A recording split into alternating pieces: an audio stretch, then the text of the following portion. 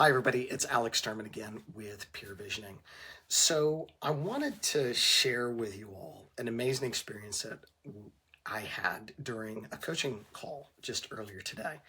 So I was speaking with one of the folks who sees me for professional coaching, and the thing that they were struggling with presently is something that we all struggle with: imposter syndrome.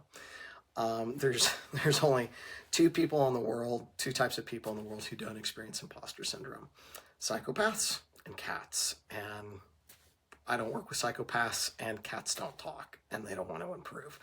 So imposter syndrome is something that we're all going to experience at some point in our life, and we're all going to be faced with managing imposter syndrome at some point. And I've started to take a completely different view of what imposter syndrome actually is.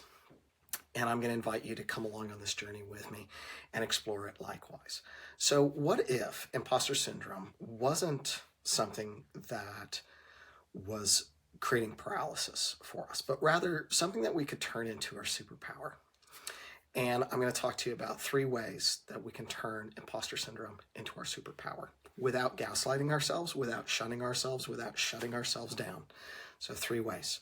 First, imposter syndrome can be considered a call to compassion. What do I mean?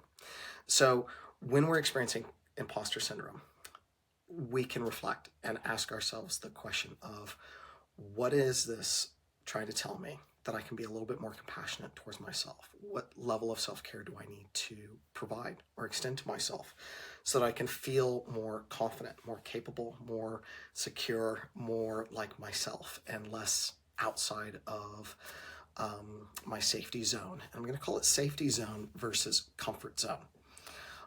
Because imposter syndrome can make us feel like we're outside of our safety zone, rather than acknowledging that perhaps what it's actually telling us is that this is a growth space and we're just being stretched a bit, and it's challenging our assumptions and our perceptions of who we are as people.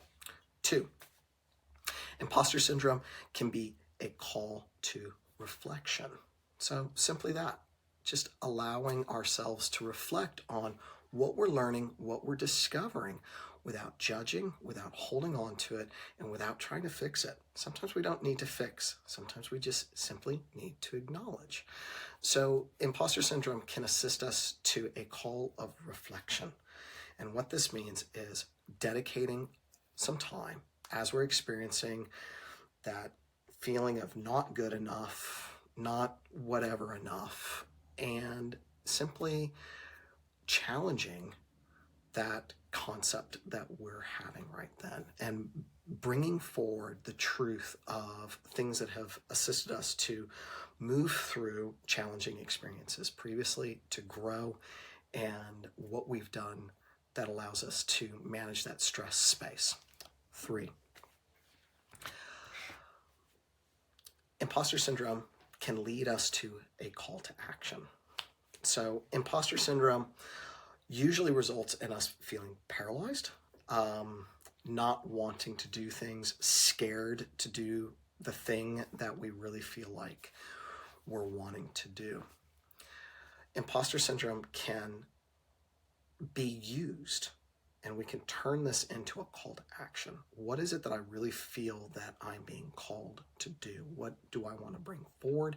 How do I bring this forward in a way that is sustainable, meaningful, purposeful, and safe for me to do?